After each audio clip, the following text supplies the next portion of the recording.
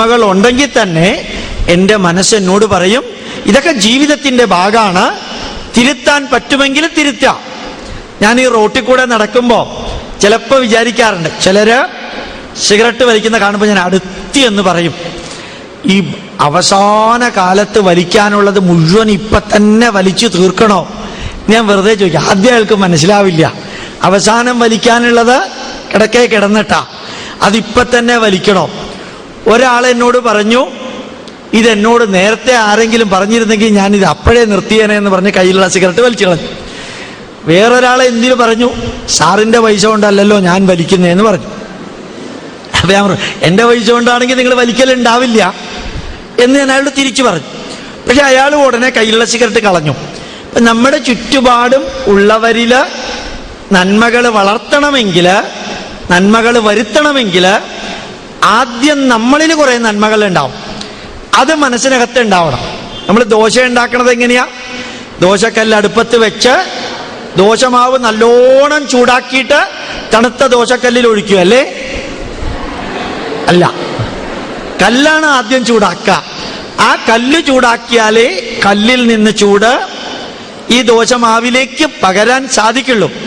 അതേപോലെ നമ്മൾ ലോകത്തിൽ എന്തെങ്കിലും നന്മകൾ കൊടുക്കണമെന്ന് ആഗ്രഹിക്കണമെങ്കിൽ ആദ്യം നമ്മളില്, നമ്മുടെ മനസ്സില് അത് നിറയ്ക്കണം. എന്നിട്ടത് ചിന്തകളിലേക്ക് വരണം. ചിന്തകളിൽ നിന്ന് കർമ്മത്തിലേക്ക് വരും. കർമ്മത്തിൽ നിന്ന് കർമ്മബലത്തില് അതുണ്ടാവും. അപ്പോ എല്ലാ ജനതയും, എല്ലാവരോടും എനിക്ക് പറയാനുള്ളത്, നമ്മുടെ മനസ്സിനെ നന്മയിലേക്ക് കൊണ്ടുപോകാൻ നല്ല സന്ദേശങ്ങൾ കേൾക്കാം. ആര് പറഞ്ഞു എന്നുള്ളതൊന്നും ഇമ്പോർട്ടൻ്റ് അല്ല. പക്ഷേ ആ ചില ബാർബറാം ബാലന്റെ എന്ന് പറഞ്ഞൊരു പാട്ടുണ്ടല്ലോ ഇല്ലേ, കഥ എഴുതുമ്പോൾ എന്നുള്ള, കഥ പറയുമ്പോഴാ അല്ലേ, നല്ലൊരു പാട്ടാ. ആ ശ്രീനിവാസന്റെ അഭിനയം എന്ത് ശാന്തമായിട്ടുള്ള അഭിനയാണല്ലേ. ശരിക്കും നമുക്ക് അത്ഭുതം തോന്നും. ആ സുഖമില്ലാതെ ശ്രീനിവാസൻ ഇങ്ങനെ ഇരിക്കുമ്പോ, നീ വെറുതെ എന്നെ വിവാഹം കഴിച്ച് ഈ വീട്ടിലേക്ക് നരകത്തിലേക്ക് വന്നു അല്ലേ എന്ന് ഭാര്യയോട് ചോദിക്കുന്നുണ്ട്. എന്നാ ഭാര്യയാണെങ്കിലൊട്ട് വിട്ടു കൊടുക്കണമില്ല.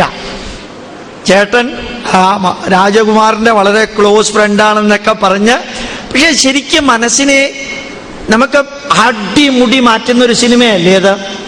അതായത് ഒരുമിച്ച് പഠിച്ച വ്യക്തിയെ ഒന്ന് വിളിക്കാൻ ശ്രമിച്ചു റോഡിലുള്ള ടെലിഫോണിൽ നിന്ന്, കിട്ടിയേയില്ല. ഓരോ അനുഭവവും ഞാൻ അനുഭവിക്കുന്ന മാതിരിയാണ് എനിക്ക് തോന്നുക. എനിക്കിതുമാതിരിയുള്ള സിനിമ ഭയങ്കര ഇഷ്ടമാണ്. എന്താ കാരണം അറിയോ? ഞാൻ ആ സിനിമയിൽ അഭിനയിക്കുന്ന ആളായിട്ടാണ് എനിക്ക് തോന്നുക. എൻ്റെ ജീവിതത്തിൽ എറണാകുളത്തെ MG റോഡിലെ ദ്വാരക ഹോട്ടലില് കുറേ കാലം സപ്ലയർ ആയിട്ടാണ് ഞാൻ ജീവിച്ചത്. ഒന്നുമില്ലാത്ത ഒരു സപ്ലയറുടെ മനസ്സ്, രാവിലെ 4 മണിക്കുള്ള ഷിഫ്റ്റിൽ കയറണം, 9 മണി വരെ ഓരോരുത്തർക്ക് സാധനങ്ങൾ വിളമ്പി കൊടുക്കണം, എന്നിട്ട് 9 മണിക്ക് മഹാരാജാസ് കോളേജിൽ പഠിക്കാൻ പോകണം, 3:30 മണിക്ക് മഹാരാജാസ് കോളേജ് വിട്ടു വന്ന് വീണ്ടും ഇവിടെ ഷിഫ്റ്റിൽ രാത്രി 9 മണി വരെ. ആഴ്ചയിൽ 7 ദിവസവും വർക്കുണ്ട്. 80 രൂപയാ ശമ്പളം. രാത്രി 8 മണിക്കാ അവസാനത്തെ ബസ്സിൽ തൃപ്പൂണിത്തുറയിൽ വീട്ടിലേക്ക് പോവാ. പക്ഷെ ഇതുമാതിരിയുള്ള സിനിമകൾ കാണുമ്പോൾ ഞാൻ അവരുടെ ജീവിതത്തിലുള്ളവരായിട്ട് എനിക്ക് തോന്നാറുണ്ട്. അതുകൊണ്ട് ഞാൻ എവിടെ പ്രഭാഷണം നടത്തുമ്പോഴും കേൾക്കുന്നവരോട്, അവർ അമ്പലത്തിലുള്ളവരാണെങ്കിൽ എനിക്ക് വിരോധമില്ല, ആത്മീയ പ്രഭാഷണമാണെങ്കിലും വിരോധമില്ല, എല്ലാവരോടും പറയും നിങ്ങൾ സിനിമ കാണണമെന്ന്. എല്ലാവരോടും പറയാറുണ്ട് ഞാൻ സിനിമ കാണണം. കാരണം ജീവിതത്തിലെ മൊത്തം അനുഭവങ്ങൾ അനുഭവിച്ചറിയാനുള്ള അത്രയും സമയം നമുക്കില്ല. പക്ഷെ ജീവിതത്തിലെ മൊത്തം അനുഭവങ്ങൾ ഒരു 2 മണിക്കൂർ സിനിമയിൽ കാണാനുള്ള സമയം നമുക്ക് ഉണ്ട്. ജീവിതത്തിലെ മൊത്തം അനുഭവങ്ങൾ 2 മണിക്കൂർ സിനിമയിൽ കാണാനുള്ളപ്പോ നമ്മുടെ മനസ്സിനെ മാറ്റാൻ അതിലെ കാഴ്ചകൾ കൊണ്ട് സാധിക്കുമെങ്കിൽ, നമ്മുടെ മനസ്സിനെ തിന്മകളിൽ നിന്ന് നന്മകളിലേക്ക് മാറ്റാൻ ചിലർ പറയുന്ന ഉപദേശങ്ങൾ കൊണ്ട് സാധിക്കുമെങ്കിൽ, നമ്മുടെ മനസ്സിനെ തിന്മയിൽ നിന്ന് നന്മയിലേക്ക് മാറ്റാൻ ചിലരുമായിട്ട് സംസാരിക്കുമ്പോൾ, മിനിഞ്ഞാന്ന് രാത്രി 11:30 മണിക്ക് ഒരു പയ്യൻ എന്നെ വിളിച്ചു. പഞ്ചാബിന്നാ വിളിച്ചത്. ആദ്യമായിട്ടാണ് ഞാൻ അങ്ങനെ ഒരു പേര് കേൾക്കുന്നത്. പേര് പ്രസൂൺ എന്നാണ്, PRASOON, പ്രസൂൺ. അയാള് വിളിച്ചിട്ട് ചോദിച്ചു, കലിയുഗം ആരംഭിച്ചത് BC 3102 ഫെബ്രുവരി മാസം 17 രാത്രി 11:55 എന്താ തെളിവ് സാറേ? ഞാൻ പറഞ്ഞു, ഞാൻ പറഞ്ഞു എന്നുള്ളത് തന്നെയാ തെളിവെന്ന് പറഞ്ഞു. അങ്ങനെയല്ല സാറേ, ഞാൻ മറ്റുള്ളവരോട് പറയുമ്പോൾ അവർ തെളിവ് ചോദിക്കുന്നു. ഇവരെ കൊണ്ട് അംഗീകരിപ്പിക്കാനൊന്നും നിൽക്കണ്ട. BC 3102 ഫെബ്രുവരി 17 രാത്രി, വ്യാഴാഴ്ച രാത്രി 11:55 ഭൂമിയും സൂര്യനും ചന്ദ്രനും ചൊവ്വ ബുധൻ ഗുരു ശുക്രൻ ശനി ഒറ്റ രേഖയിൽ വന്നു, അതുകൊണ്ടാണെന്ന് പറഞ്ഞാൽ മതി. എന്നിട്ട് ഞാൻ ഒരു വരി കൂടി പറഞ്ഞു, ഇനി ഇതുമാതിരിയുള്ള ചവറ് ചോദ്യം ചോദിക്കാൻ രാത്രി 11:30 എന്നെ വിളിക്കല്ലേ, എനിക്ക് വേറെ കുറെ ജോലിയുണ്ട്, ഇത്തിരി വർക്ക് ചെയ്തുകൊണ്ടിരിക്കുകയാണ്. അപ്പൊ ആ പയ്യൻ പറഞ്ഞു, സാറേ ക്ഷമിക്കും, ഇത്തിരി വിക്കുണ്ട്, സ്റ്റാമറിങ് ഉണ്ട്, അപ്പൊ സംസാരിക്കുമ്പോ പെട്ടെന്ന് വാക്ക് വരണില്ല. സാറേ ക്ഷമിക്കണം സാറേ, സാറിനെ ഞാൻ ഒന്നും ചെയ്യാനല്ല, എനിക്ക് സാറിനെ വിളിച്ചപ്പോൾ കിട്ടിയതിൽ ഭയങ്കര സന്തോഷമായിരുന്നു. ഞാൻ സാറിനെ ചവറ് ചോദ്യം ചോദിച്ച് വേദനിപ്പിച്ചു എന്ന് അറിഞ്ഞാൽ എനിക്ക് വേദനയുണ്ടെന്നൊക്കെ പറഞ്ഞു. വേദനയുണ്ടോ വേദന ഇല്ലയോ എന്നൊന്നും എനിക്ക് പ്രശ്നമല്ല, ഈ പാതിരാത്രിക്കൊന്നും എന്നെ വിളിക്കരുതെന്ന് പറഞ്ഞു. ഞാൻ വീണ്ടും ഫയർ ചെയ്തു. 1 മിനിറ്റ് കഴിഞ്ഞപ്പോൾ അയാൾ കരയുന്നതായിട്ട് എനിക്ക് ശബ്ദം കേട്ടു. ഞാൻ ഫോൺ താഴെ വെച്ചു. ഞാൻ ഒരു 2 മിനിറ്റ് കഴിഞ്ഞു വീണ്ടും അയാളെ വിളിച്ചു. വിളിച്ചപ്പോൾ പൊട്ടിക്കരയുക. അയാൾ പഞ്ചാബിൽ ഇരുന്നുകൊണ്ട് 22 വയസ്സായിട്ടുള്ള പ്രസൂൺ എന്ന കുട്ടി പൊട്ടിക്കരയുക. എന്നിട്ട് ഞാൻ അയാളോട് പറഞ്ഞു, കരയേണ്ട കാര്യമൊന്നുമില്ല, നമ്മൾ അറിയാനുള്ളത് അറിയിക്കുക, അവർ വിശ്വസിച്ചാലും ഇല്ലെങ്കിലും കുഴപ്പമൊന്നുമില്ല എന്നൊക്കെ ഞാൻ പറഞ്ഞ് കുറച്ച് സമാധാനിപ്പിച്ചു. സമാധാനിപ്പിച്ച ഉടനെ അയാളുടെ ഒരു സന്തോഷം എനിക്ക് ടെലിഫോണിലൂടെ കേൾക്കാം. സാർ എന്നെ വിളിച്ചു നേരിട്ട്. സാർ എൻ്റെ ജീവിതത്തിൽ എനിക്ക് ഏറ്റവും വലിയ സന്തോഷമുള്ളതാണ്. എൻ്റെ പേര് സാർ ഓർക്കുന്നുണ്ട്, എന്നെ സാറ് വിളിച്ചു, ഞാനിത് എല്ലാവരെയും വിളിച്ചു പറയും. അല്ല, ഇടയ്ക്കിടയ്ക്ക് കരയുന്നുണ്ട്, ഇങ്ങനെ പറയുന്നുണ്ട്. എന്നിട്ട് മിനിഞ്ഞാന്ന് രാത്രി അങ്ങനെ കഴിഞ്ഞ് ഇന്നലെ ഞാൻ ഉച്ചയ്ക്ക് 2 മണിക്ക് വീണ്ടും അയാളെ വിളിച്ചപ്പോൾ അയാൾ എന്നോട് പറയാം, ഞാൻ കണ്ണൂരുകാരനാണ്, പഞ്ചാബിലാണ് വർക്ക് ചെയ്യുന്നതെങ്കിലും എനിക്ക് പരിചയമുള്ള എല്ലാവരെയും വിളിച്ച് ഞാൻ അറിയിച്ചു, ഗോപാലകൃഷ്ണൻ സാർ എന്നെ ടെലിഫോണിൽ വിളിച്ചു എന്ന് പറഞ്ഞിട്ട്. അപ്പൊ ശരിക്ക് നമുക്ക് നമ്മുടെ മനസ്സ് ക്ലീൻ ആക്കിയാൽ ഈ ലോകത്തിലുള്ള നന്മകൾ എല്ലാവർക്കും കാണാൻ സാധിക്കും. എല്ലായിടത്തും നന്മകളുണ്ട്.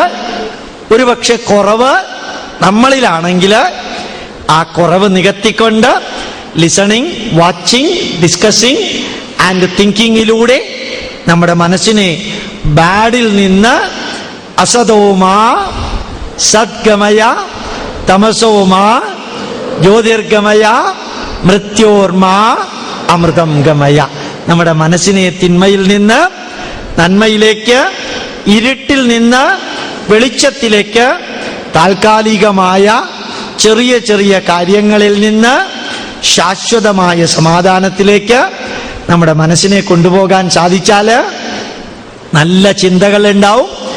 നല്ല ചിന്തകളിൽ നിന്ന് നല്ല നല്ല കർമ്മം എനിക്കും എൻ്റെ കുടുംബത്തിനും എൻ്റെ സമൂഹത്തിനും എൻ്റെ രാഷ്ട്രത്തിനും വേണ്ടി എനിക്ക് ചെയ്യാൻ സാധിക്കും. ആ നല്ല കർമ്മം നമ്മളെല്ലാവരും ചെയ്താൽ ഈ രാഷ്ട്രം അതിഗംഭീരമാവും, നമ്മുടെ സമൂഹവും നന്നാവും, അതേപോലെ തന്നെ നമ്മുടെ വീടും നന്നാവും. നമ്മുടെ വീട്ടിൽ ചിലരൊക്കെ എഴുതി വെക്കാറുണ്ട്, ഗുരുവായൂരപ്പൻ ഈ വീടിൻ്റെ ഐശ്വര്യം. ചിലരെഴുതി വെക്കാറുണ്ട്, യഹോവ ഈ വീടിൻ്റെ നിത്യ സന്ദർശകൻ. ഞാൻ മലപ്പുറത്ത് ക്ലാസ് എടുക്കാൻ പോകുമ്പോൾ ചിലപ്പോൾ കാണാറുണ്ട്, അള്ളാഹു ഈ വീടിൻ്റെ നാഥൻ. ഇപ്പൊ നമ്മൾ ബ്രാക്കറ്റിൽ എഴുതി വെക്കണം, എന്താണ്? ഞാൻ കുളമാക്കിയ വീടിൻ്റെ, ഞാൻ കുളമാക്കിയ വീടിൻ്റെ ഐശ്വര്യം ഗുരുവായൂരപ്പൻ, നിത്യ സന്ദർശകൻ യഹോവ, നാഥൻ അള്ളാഹു. അപ്പൊ ഞാനിത് കുളമാക്കിയിട്ട് അവരെ ഇത് ഏൽപ്പിച്ചാൽ എൻ്റെ വീട് ശരിയാവോ? ശരിയാവില്ല. ഇപ്പൊ എൻ്റെ വീട് ശരിയാക്കേണ്ട ഉത്തരവാദിത്തം ആർക്കാ? എനിക്ക് തന്നെ. നല്ല പ്രവൃത്തി ഞാൻ ചെയ്താൽ നല്ല റിസൾട്ട് ഉണ്ടാവും. നല്ല പ്രവൃത്തി ചെയ്യണമെങ്കിൽ ചിന്തകൾ നന്നാവണം, മനസ്സ് നന്നാവണം. For every action there is an equal and opposite reaction, അല്ലേ? അതിന്റെ സംസ്കൃത മലയാളം എന്താ? For every action there is an equal and opposite റിയാക്ഷന്റെ മലയാളം താൻ താൻ നിരന്തരം ചെയ്യുന്ന കർമ്മങ്ങൾ താൻ താൻ അനുഭവിച്ചിടുകെന്നേ വരൂ. അപ്പൊ അവനവൻ ചെയ്ത നന്മകള്, അവനവൻ ചെയ്ത തിന്മകളുടെ ഫലം ആരാ അനുഭവിക്കുക? അവനവൻ തന്നെ അനുഭവിക്കും. അപ്പൊ നമ്മൾ നന്മകൾ ചെയ്താൽ അതിൻ്റെ ഫലം എന്തായിരിക്കും? നന്മകൾ. അതുകൊണ്ട് വിദ്യാഭ്യാസം ഭാരതത്തിൽ എന്ന വിഷയത്തിൽ ഓർമ്മിക്കുക, എല്ലാ അറിവും സ്കൂളിൽ നിന്നും ടീച്ചേഴ്സിൽ നിന്നും കിട്ടില്ല. മാത്രമല്ല 2 തരത്തിലുള്ള അറിവുണ്ട്. മോഡേൺ നോളജ് നമ്മളെ ഗ്രേറ്റ് ആക്കാൻ, വാല്യൂ ബേസ്ഡ് നോളജ് നമ്മളെ ഗുഡാക്കാൻ. അതുപോലെ എൻ്റെ അനുജന്മാരോടും അനുജത്തിമാരോടും എപ്പോഴും എനിക്ക് പറയാനുള്ളത്, മുഖത്തെന്നും ചിരി ഉണ്ടാവണം, സംതൃപ്തമായ മന്ദസ്മിതം. ഉറക്കെ ചിരിക്കേണ്ട, ഉറക്കെ ചിരിച്ചാൽ കുഴപ്പമുണ്ടെന്ന് വിചാരിക്കും. ഒരു സന്തോഷത്തിന്റെ ചിരി ഉണ്ടാവണം. ലോകത്തിലെ എല്ലാ ടീച്ചേഴ്സിനോടും ഞാൻ പറയാറുണ്ട്, മുഖത്തുള്ള ആ സംതൃപ്തി മനസ്സിന്റെ ഭാവത്തെ റിഫ്ലക്റ്റ് ചെയ്യുന്നു, അല്ലേ? മുഖം മനസ്സിന്റെ കണ്ണാടി. അപ്പൊ മനസ്സിനകത്ത് വാശിയും പകയും വിദ്വേഷവും അസൂയയും അഹങ്കാരവുമാണെങ്കിൽ അത് മുഖത്ത് റിഫ്ലക്റ്റ് ചെയ്യും. അപ്പം മനസ്സ് നല്ലതാണെങ്കിൽ മുഖം അതേപോലെ ശാന്തായിരിക്കും. ആകാശം ഇടിഞ്ഞു വീഴുകയാണെങ്കിലും മുഖത്ത് സന്തോഷം ഉണ്ടാവണം. ഒരു കാര്യം ഉറപ്പാ, നിങ്ങൾ എന്തെല്ലാം പഠിച്ചാലും എന്തെല്ലാം ഡിഗ്രി നേടിയാലും ജനകോടികളുടെ വിശ്വസ്ത സ്ഥാപനത്തിൽ നിന്ന് മാലയൊക്കെ മേടിച്ച് കഴുത്തിലിട്ടാലും ശരി, ഒരിക്കൽ നിങ്ങളെല്ലാവരും ചത്തുപോകും. നിങ്ങളെല്ലാവരും, അത് ഉറപ്പാ. നമ്മൾ ബസ്സിന്റെ ഉദാഹരണം പറഞ്ഞത് ഓർമ്മയുണ്ടല്ലോ ഇല്ലേ? ബസ്സിൽ കയറി കുറച്ചു നേരം അതിലിരുന്നു, പിന്നെ നമ്മൾ ബസ്സിൽ നിന്നിറങ്ങിയ പോലെ നമ്മൾ ഈ ഭൂമിയിലേക്ക് വന്നു, കുറച്ചു കാലം ഇരുന്നു, അത് കഴിഞ്ഞ് തിരിച്ചു പോകുമ്പോൾ എത്ര കാലം ജീവിച്ചു എന്നുള്ളതിനേക്കാളും ജീവിച്ചിടത്തോളം എങ്ങനെ ജീവിച്ചു, എനിക്ക്, എൻ്റെ കുടുംബത്തിന്, എൻ്റെ സമൂഹത്തിന്, രാഷ്ട്രത്തിന് നന്മ വരുത്തുന്ന വിധത്തിൽ എല്ലാവർക്കും നന്മ വരുത്തുന്ന ജീവിതത്തിൽ ജീവിക്കുമ്പോഴാണ് നമ്മൾ ഗ്രേറ്റ് ആവണം, നമ്മൾ ഗുഡ് ആവണം. ഞാൻ കുറേ കാലം കാനഡയിലുണ്ടായിരുന്നു. കാനഡയിൽ എഡ്മണ്ടൺ എന്ന സ്ഥലത്താണ്. എഡ്മണ്ടണിലെ പ്രത്യേകത എന്താണെന്നറിയോ? ജനുവരി മാസത്തിൽ അവിടുത്തെ ടെമ്പറേച്ചർ -55 ഡിഗ്രിയാണ്. -55 ഡിഗ്രി സെന്റിഗ്രേഡാ. അവിടെ പണ്ട് മുതൽക്ക് ജീവിച്ചിരിക്കുന്ന ഒരാളുണ്ട്, സായിബാബയുടെ ഭക്തനാ, വേണുഗോപാല്. അദ്ദേഹത്തിന് കുറെ പൈസ ഉണ്ട്. അപ്പൊ അദ്ദേഹം എന്നോട് ചോദിച്ചു, ഞാൻ മലയാളിയാണ്, കാനഡയാണ് എനിക്ക് ജോലി തന്നത്, ഞാൻ കാനഡയ്ക്ക് വേണ്ടി എന്താ ചെയ്യേണ്ടത്? അപ്പൊ ഞാൻ വേണുചേട്ടനോട് പറഞ്ഞു, അങ്ങക്ക് ഇഷ്ടമുള്ള ചെയ്യാം. അദ്ദേഹം എന്ത് ചെയ്തു എന്നറിയോ? അവിടെയുള്ള പാർക്കില്, റോഡ് സൈഡില്, എല്ലാ സ്ഥലത്തും ഈ വഴിയാത്രക്കാർക്കും പാർക്കിൽ വരുന്നവർക്കും ഇരിക്കാനുള്ള നല്ല സ്റ്റീലിന്റെ കസേര ഉണ്ടാക്കി വെച്ചു. കുറേ കസേര, 100-300 കസേര എല്ലാ സ്ഥലത്തും ഉണ്ടാക്കി വെച്ചു. എന്നിട്ട് അതിൽ എഴുതി വെച്ചു, serve all hurt none, serve all hurt none. അത് സായിബാബ പറഞ്ഞതാ, സത്യസായിബാബ പറഞ്ഞതാണ്. എല്ലാവരെയും സേവിക്കുക, ആരെയും വേദനിപ്പിക്കാതിരിക്കുക. എന്നിട്ട് ചുവട്ടില് ചെറിയ അക്ഷരത്തില് ഫോൺ നമ്പറും എഴുതി. ഫോൺ നമ്പർ എഴുതി കഴിഞ്ഞ് ഈ കസേര വെച്ചതിന് ശേഷം അദ്ദേഹത്തിന് കഴിഞ്ഞ 1 വർഷത്തില് 47,000 ഫോൺ കോൾ കിട്ടിയിട്ടുണ്ട്. 47,000 ഫോൺ കോൾ. അദ്ദേഹം പറയാ, ഈ സെർവ് ഓൾ ഹാർട്ട് നൺ എന്ന് പറഞ്ഞ് എഴുതി വെച്ചിട്ട് ആ കസേരയിൽ ഇരിക്കുന്നവരെല്ലാവർക്കും ഭയങ്കര സന്തോഷമാണ്. ആ സന്തോഷമാണ് ആ ടെലിഫോണിലൂടെ വിളിച്ചറിയിക്കും. അവിടെ പിന്നെ ടെലിഫോൺ വിളിക്കാൻ വലിയ പൈസ ഇല്ല, ഫ്രീയാ. പുറത്തേക്ക് വിളിക്കാനേ പൈസ ഉള്ളൂ, അകത്ത് വിളിക്കാൻ പൈസ ഇല്ല. എല്ലാവരും വിളിച്ച. ഞാൻ നിങ്ങളോടും പറയുന്ന ഇതാണ്, ലോകത്തിന് വേണ്ടി നമ്മൾ എന്ത് ചെയ്യുന്നു അത് ചെയ്തുകൊണ്ട് പോവുക, തിരിച്ചൊന്നും പ്രതീക്ഷിക്കാതിരിക്കുക. തിരിച്ച് തന്നാലും വിരോധമില്ല, തന്നില്ലെങ്കിലും വിരോധമില്ല.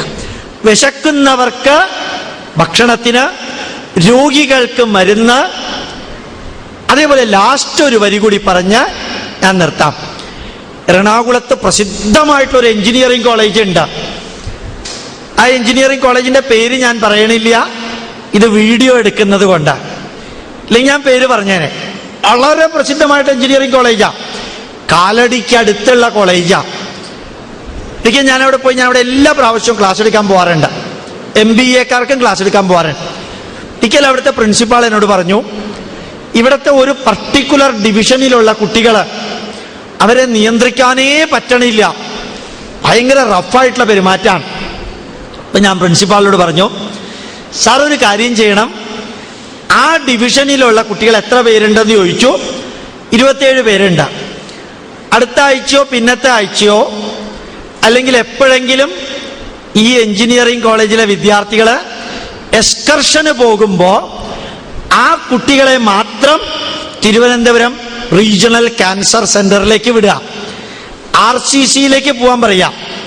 എന്താ കാരണം എന്നൊന്നും ചോദിക്കണ്ട, RCC കൂടി കണ്ടിട്ട് വരാൻ പറയാം. അദ്ദേഹം എന്ത് ചെയ്തെന്നറിയാമോ പ്രിൻസിപ്പാള്? അടുത്ത ആഴ്ച തന്നെ അവർക്ക് എക്സ്കർഷൻ അറേഞ്ച് ചെയ്തു. അവർ നീട്ടി വലിച്ചൊന്നുമില്ല, അടുത്ത ആഴ്ച അറേഞ്ച് ചെയ്തു. ഈ കുട്ടികൾ RCC പോയി. അവിടെ പോയിട്ട് 1 വയസ്സും 1.5 വയസ്സുമുള്ള കുട്ടികൾ, ആ 1 വയസ്സും 1.5 വയസ്സുള്ള കുട്ടികളുടെ തൊണ്ടയിൽ ക്യാൻസർ, നാക്കില്, പല്ലില്, മൂക്കില്, കണ്ണില്, ആമാശയത്തില് ക്യാൻസർ. ഈ കുട്ടികളെ എല്ലാം കണ്ട, കുട്ടികളെ കരയുന്നത് കണ്ട് ഇവർ തിരിച്ചു വന്ന് എല്ലാവരും സൈലന്റായി. അവർ റഫായിട്ടുള്ള പെരുമാറ്റമൊക്കെ നിന്നു. എന്നിട്ട് അവരെന്ത് ചെയ്തു?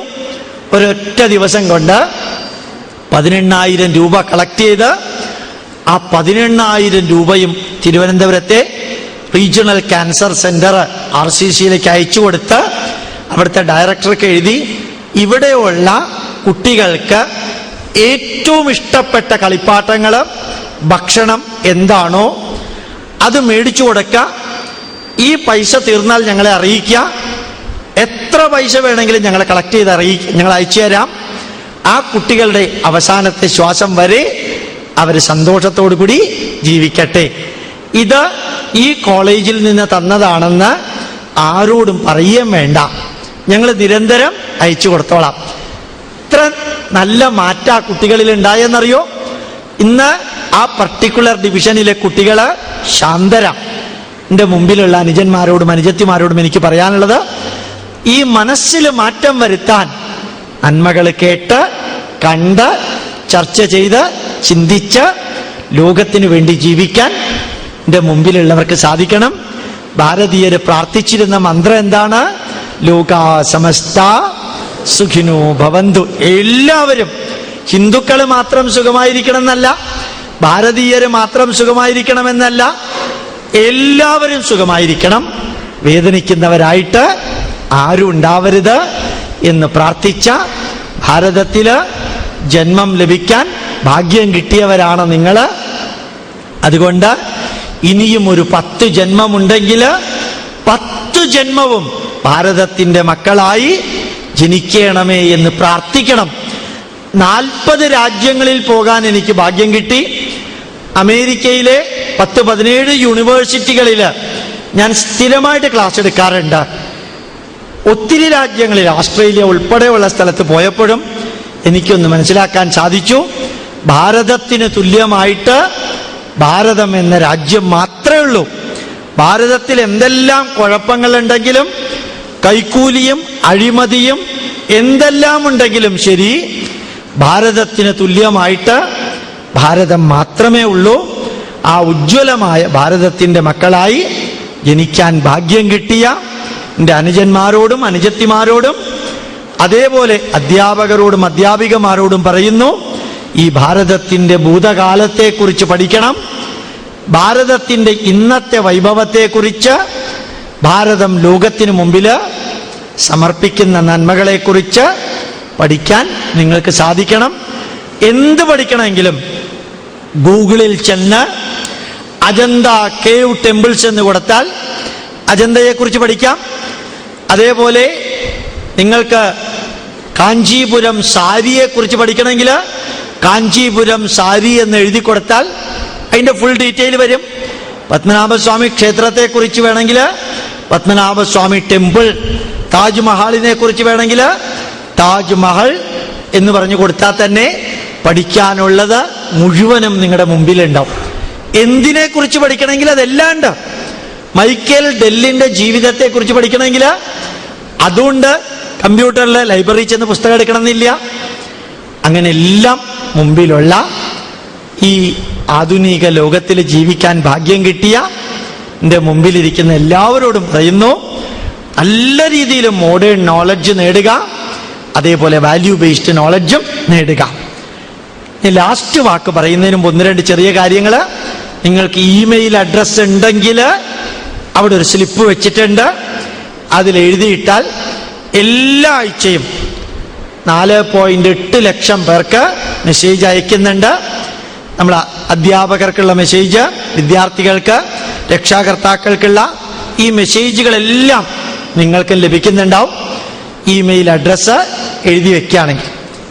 അതേപോലെ തന്നെ കുറച്ച് CD-കളും പുസ്തകങ്ങളും ഉണ്ട്. വേണമെന്നുള്ളവര് നോക്കുക, വാങ്ങിക്കുക. ഒന്നിനും കോപ്പിറൈറ്റ് ഇല്ല. നിങ്ങൾ എയ്ഡഡ് സ്കൂളിലെ സാധാരണ കുട്ടികളാണെന്നറിയാം. കുറച്ച് പുസ്തകങ്ങളും ഉണ്ട്. നിങ്ങളുടെ കയ്യിൽ പൈസ ഉണ്ടാവില്ലെന്ന് എനിക്കറിയാം. വേണമെന്നുണ്ടെങ്കിൽ മാത്രം അത് എടുക്കുക. പിന്നെ ഞാൻ ആദ്യം പറഞ്ഞ കാര്യം ഒന്നുകൂടി ആവർത്തിക്കുന്നു. ഇന്നത്തെ ക്ലാസ്സിൽ പറഞ്ഞതിൻ്റെ 20ഓ 25ഓ പോയിന്റുകൾ എഴുതി ഇവിടുത്തെ പ്രിൻസിപ്പാളിൻ്റെ കയ്യിൽ കൊടുത്ത് പ്രിൻസിപ്പാൾ അതെനിക്ക് അയച്ചു തരികയാണെങ്കിൽ നിങ്ങൾക്ക് താല്പര്യമുള്ള വിഷയം ആ ആൻസർ എഴുതുന്നതിൻ്റെ ചുവട്ടിൽ എഴുതിയാൽ നമ്മുടെ പൈതൃകത്തിൽ ആ വിഷയത്തിലുള്ള പുസ്തകങ്ങൾ മലയാളത്തിലോ ഇംഗ്ലീഷിലോ വേണ്ടത് എന്നുള്ളത് കൂടി അറിയിച്ചാൽ അത് നിങ്ങൾക്ക് പ്രിൻസിപ്പാളിൻ്റെ അഡ്രസ്സിൽ നിങ്ങളുടെ പേര് വെച്ച് അയച്ചു തരുന്നുണ്ടാവും. നിങ്ങളുടെ ക്ലാസ്സും വെക്കണം, ഡിവിഷനും വെക്കണം. ഏത് ക്ലാസ്സിലെ ഏത് വിദ്യാർത്ഥിയാണ് എങ്കിൽ മാത്രമേ പ്രിൻസിപ്പാൾക്ക് അത് നിങ്ങൾക്ക് തരാൻ പറ്റുള്ളൂ. അത് തരികയാണെങ്കിൽ അയച്ചു തരാമെന്ന് പറഞ്ഞുകൊണ്ട് വളരെ സന്തോഷമുണ്ട് ഇങ്ങനെ ഒരു ക്ലാസ് എടുക്കാൻ സാധിച്ചതിൽ. ഇത്രയും ധന്യമായ വിദ്യാർത്ഥികളുടെ മുമ്പിലിരുന്ന് ഞാനുമായിട്ട് എനിക്ക് പ്രധാനപ്പെട്ട ഒരു ദിവസം അതിരാവിലെ വന്ന് ക്ലാസ് എടുക്കാൻ സാധിച്ചതിൽ സന്തോഷമുണ്ട്, സംതൃപ്തിയുണ്ട്. ജീവിതകാലം മുഴുവനും നമ്മുടെയും നമ്മുടെ കുടുംബത്തിൻ്റെയും സമൂഹത്തിൻ്റെയും രാഷ്ട്രത്തിൻ്റെയും നന്മയ്ക്ക് വേണ്ടി പ്രവർത്തിക്കാൻ ജഗതീശ്വരൻ നിങ്ങൾക്കേവർക്കും അനുഗ്രഹം ചൊരിയട്ടെ എന്ന് പ്രാർത്ഥിച്ചുകൊണ്ട് ധന്യമായി ഇങ്ങനൊരു ക്ലാസ് എടുക്കാൻ എന്നെ ക്ഷണിച്ച ഈ വിദ്യാലയത്തിലെ അധികൃതരോടും ഭാരവാഹികളോടും അനുജന്മാരോടും അനുജത്തിമാരോടും അധ്യാപകരോടും രക്ഷാകർത്താക്കളായിട്ട് ഇവിടെ വന്നിട്ടുണ്ടെങ്കിൽ